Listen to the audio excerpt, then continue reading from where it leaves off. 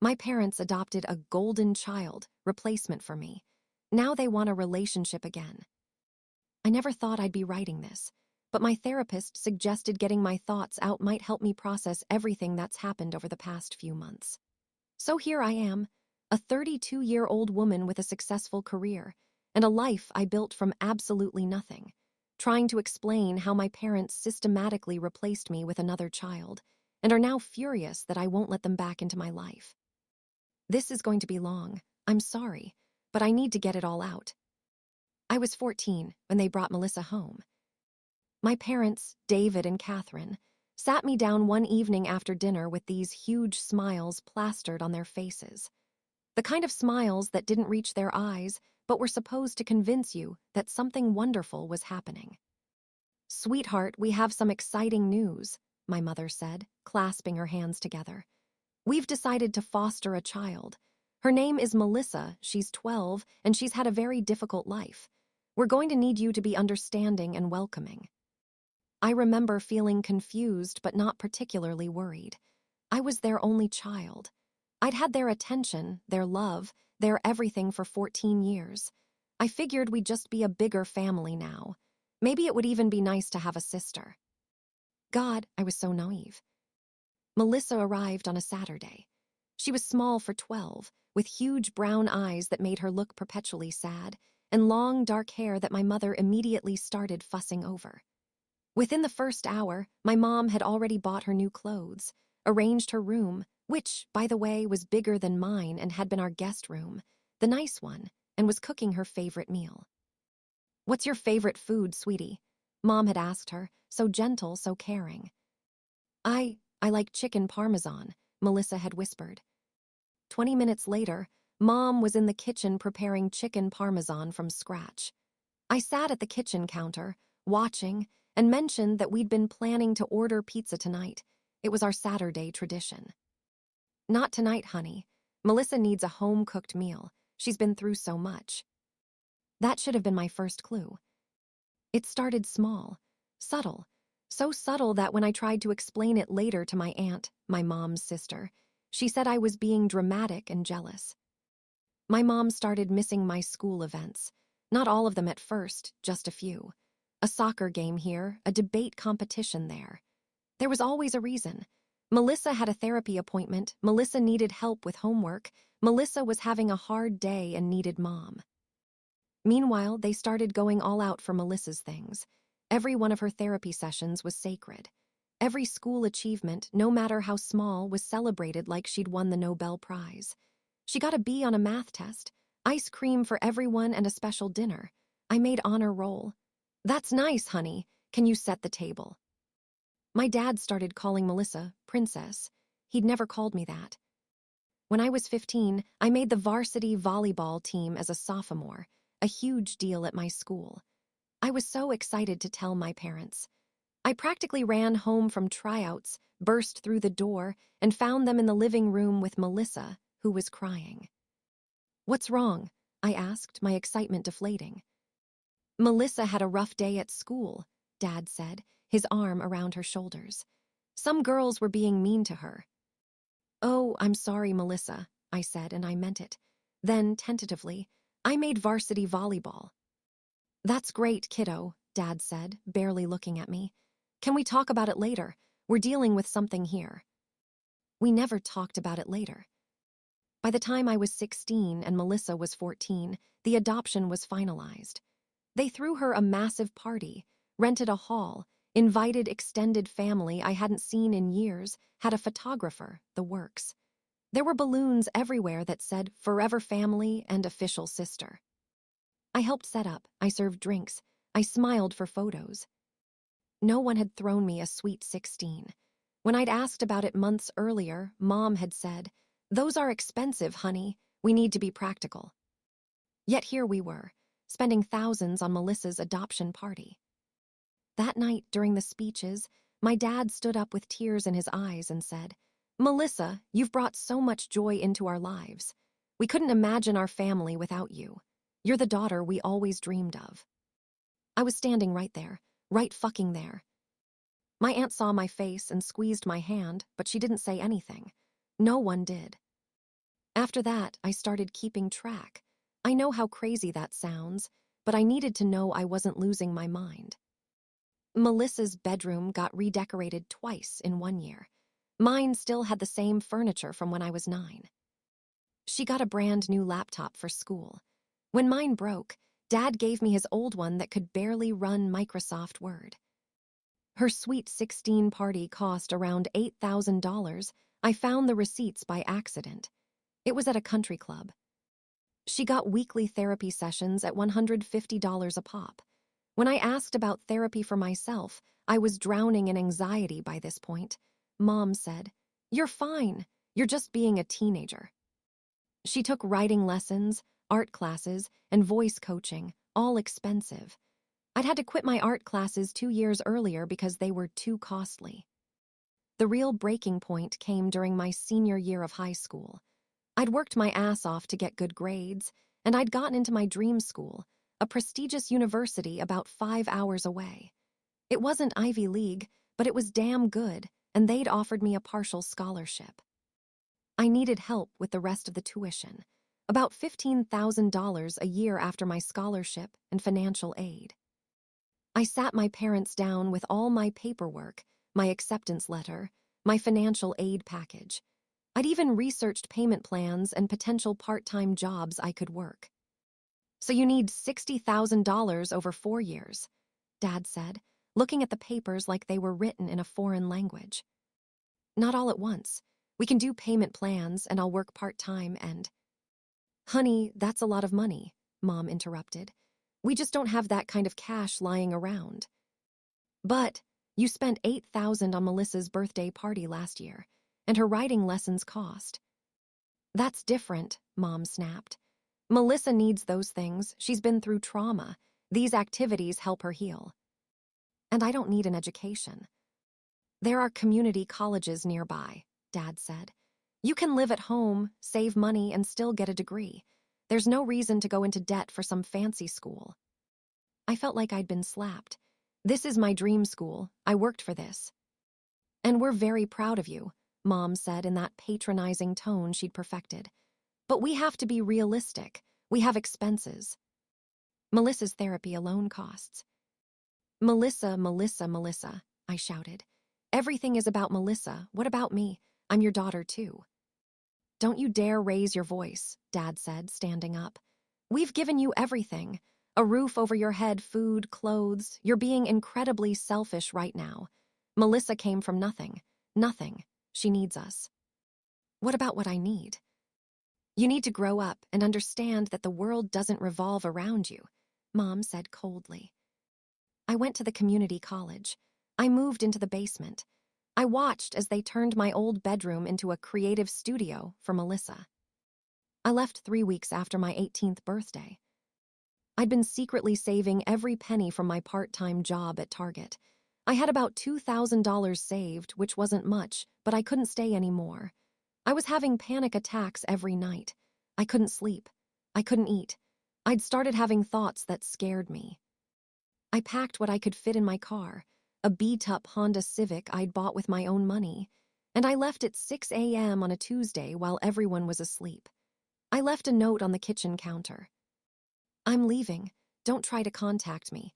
I need to build a life where I matter." My phone started ringing around 8 a.m. Mom, then Dad, then Mom again, then texts. "Mom, where are you? Come home right now." "Dad, this is ridiculous. You're being dramatic." "Mom, how could you do this to us? We've given you everything." "Mom, Melissa is crying. She thinks you hate her." That last one almost broke me, but I turned off my phone and kept driving. I went to my aunt's house 3 states away. She let me crash on her couch for 2 months while I found a job and a roommate situation. She was the only one in my family who seemed to understand, even a little bit. "I've watched what they've done to you," she told me over coffee one morning. "Your mother, she was always like this. She wants to be the savior, and you didn't need saving." The next few years were brutal. I worked 2 jobs while going to community college part-time. I lived in a shitty apartment with 3 roommates. I ate ramen more nights than I can count. I was lonely, exhausted, and terrified most of the time. but I was also free. I eventually transferred to a state school and finished my bachelor's degree in business administration. Then I got a job at a tech startup that paid barely above minimum wage, but it had growth potential. I worked 80-hour weeks. I taught myself additional skills at night. I networked like my life depended on it. Because it did. By the time I was 25, I'd worked my way up to a management position. At 28, I jumped to a bigger company with a six-figure salary. At 30, I was recruited by a Fortune 500 company as a senior director. I bought my own house, a nice one with a yard and space for the art studio I'd always wanted. I traveled. I went to therapy, the good kind that I paid for myself. I built friendships with people who actually cared about me. I didn't contact my parents once in all those years. I'd changed my number, blocked them on everything, and kept my social media private. My aunt gave them updates sometimes, that I was alive, that I was fine, but no details. I didn't attend Melissa's high school graduation. I didn't come home for Christmases or Thanksgivings. I didn't send cards or emails. I was done. 3 months ago, my phone rang. Unknown number. I almost didn't answer, but something made me pick up. Hello. Oh, thank God. Honey, it's Mom. My blood went cold. How did you get this number? Your aunt gave it to me. Please don't be angry with her. Sweetheart, we need to talk. It's important. I have nothing to say to you. Please can we meet for coffee? 1 hour, that's all I'm asking. I should have said no. I should have hung up. But there was a part of me, that wounded 14-year-old girl, that still wanted to hear what she had to say. Still hoped, maybe, for an apology. Fine, 1 hour. Thursday at 2 p.m., the Starbucks on Main Street. They showed up together, Mom and Dad. They looked older. Dad's hair had gone mostly gray, and Mom had deep lines around her eyes. We sat down with our drinks. Awkward silence. You look wonderful, Mom finally said. So successful. What do you want? Dad cleared his throat. We wanted to reconnect. You're our daughter, we've missed you. I laughed, actually laughed. You've missed me, right. For 14 years, you've missed me. We know we made mistakes, Mom said, reaching for my hand. I pulled it away. We were so focused on helping Melissa adjust, and we didn't handle things well with you. Didn't handle things well. You replaced me. You literally threw me away like garbage the second you found a daughter you liked better. That's not fair, Dad said, his jaw tightening. We didn't replace you. We were trying to help a traumatized child. By traumatizing your biological child. By making it crystal clear that she mattered more than I ever did. You're being dramatic, Mom said. We loved you just as much. Bullshit. I slammed my hand on the table. People stared. I didn't care. You spent $8,000 on her birthday party and told me you couldn't afford to help me with college. You turned my bedroom into her art studio. Dad called her the daughter he always dreamed of right in front of me. Don't you dare sit here and tell me you loved me just as much. Silence. Mom's eyes filled with tears. We were doing our best. Parenting is hard. We made mistakes, but that doesn't mean we didn't love you. Why are you here? Really, what do you want? They exchanged a look. Things have been difficult lately, Dad said carefully. The economy, my business hasn't been doing well. We had to downsize the house. And Melissa, she's struggling. Struggling how? She dropped out of the art school we were paying for, Mom said. She moved back home, but she's not working, not doing anything really. She's depressed. And our finances are tight. We're at risk of losing the house. There it was. And you want money. We want our daughter, Mom said quickly. But yes, if you could help us, family helps family. We helped you for 18 years. You helped me? I was incredulous. You provided the legal minimum required of parents. I bought my own car.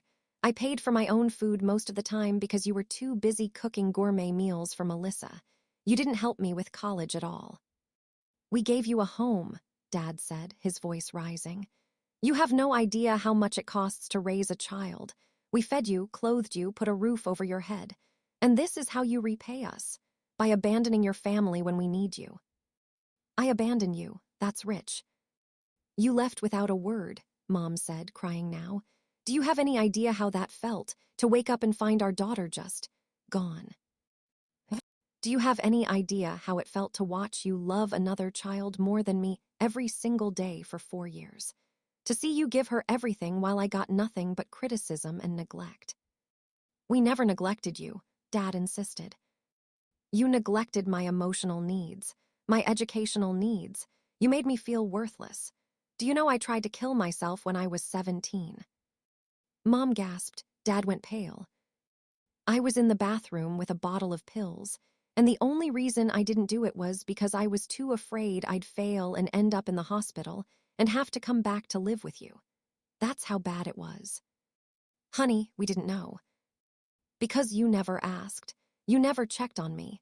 I told you I was struggling, and you said I was being a dramatic teenager. We sat in silence for a long moment. Then Mom changed tactics. You're right, she said quietly. You're absolutely right. We failed you. We were terrible parents to you, and I will regret it for the rest of my life. I waited. There was more coming. But there it was. You're not like us. You're better than that. You're successful. You're strong. You've made something of yourself. We're so proud of you. Don't. We need help. Your father and I are going to lose our home. We're going to be on the street. Is that what you want? For your parents to be homeless? You should have thought about that before spending hundreds of thousands of dollars on the golden child. She's your sister, Dad said. Doesn't that mean anything to you? She's a stranger who took my place. I have no relationship with her. She asks about you, Mom said. She feels terrible about how things happened. She wants to apologize. I don't want her apology. I don't want anything from any of you. We're family, Dad said, and he was getting angry now. I could see it. You can't just throw us away because we weren't perfect parents. No parent is perfect. There's a difference between imperfect and abusive. Abusive, Dad's voice rose. We never laid a hand on you, we gave you everything. Emotional abuse is still abuse. Oh, so now we're abusers. Because we adopted a child who needed help. Because we didn't give you absolutely everything you wanted. Because you made me feel like I didn't matter. Because you chose her over me every single time. Because you told me, through your actions every single day, that I was less valuable, less loved, less important. We made mistakes, Mom was sobbing now. We're sorry, what more do you want? I want you to have said this 14 years ago. I want you to have chosen me at least once. I want you to have cared when I was drowning. So you're going to let us lose everything? Dad asked. You're going to sit here with your fancy job and your nice life, the life we made possible, and watch us become homeless. The life you made possible. I built this life with my bare hands after you threw me away. I worked 2 jobs. I ate ramen for years. I had panic attacks and nightmares and went to therapy to undo the damage you did. You didn't make any of this possible. You almost made it impossible. We're sorry, Mom said again. Please, we're sorry. We're so sorry. Please help us. Just a loan, just enough to catch up on the mortgage. We'll pay you back. No. Please. No. You selfish bitch, Dad hissed. Mom put her hand on his arm. David, don't. No, she needs to hear this. We raised you. We sacrificed for you. And now when we need you, you turn your back on us. You're ungrateful. You're cruel. You're not the daughter we raised. You're right, I said, standing up. I'm not the daughter you raised. I'm the woman I became despite you. And I don't owe you anything. I left. They called after me, but I didn't turn around. The calls started immediately. Multiple times a day, from both parents, from Melissa. Apparently they gave her my number too. From other relatives they dragged into it. The voicemails were a mix of guilt trips and rage. Mom, please, sweetheart, we're desperate. I can't believe you'd do this to us. After everything we've done for you. Dad, you're making a huge mistake. Family is supposed to help family. You're going to regret this. Melissa, I know things were hard between us, but they're your parents. They're old. They need help. I can't work right now because of my depression, and I need them too. Please don't do this. Random aunt, I can't believe you'd let your parents lose their home. What kind of daughter are you? I blocked them all. Then the Facebook messages started. They'd created new accounts to get around my blocks. Extended family members I barely knew were messaging me, telling me I was heartless, cruel, selfish. One cousin even posted on Facebook. Some people forget where they came from. Imagine being so successful you won't help your own parents. Money changes people, and not for the better. I deactivated my Facebook. My aunt, the one who'd helped me, called. "I'm sorry," she said. "I shouldn't have given them your number. Your mother begged me, said it was an emergency. I thought maybe enough time had passed that you could reconcile. I was wrong." "It's okay," I told her, though it wasn't, not really. "They're telling everyone you're refusing to help them out of spite, that you're wealthy and won't spare anything for your struggling family. Let them talk. Your mother called me crying last night. She said they might have to file for bankruptcy." I felt a twinge of something, not quite guilt, but close. "That's not my responsibility." "I know. I'm not asking you to help them. I just wanted you to know what's being said." Last week, I got an email from Melissa. It was long, rambling, full of apologies and explanations and guilt. The parts that stood out: "I never asked for any of this. I was just a kid who'd been through hell, and they gave me a family. I didn't know they were neglecting you. I was too young to understand what was happening. I know I got more than you. I know it wasn't fair, but I'm suffering too now.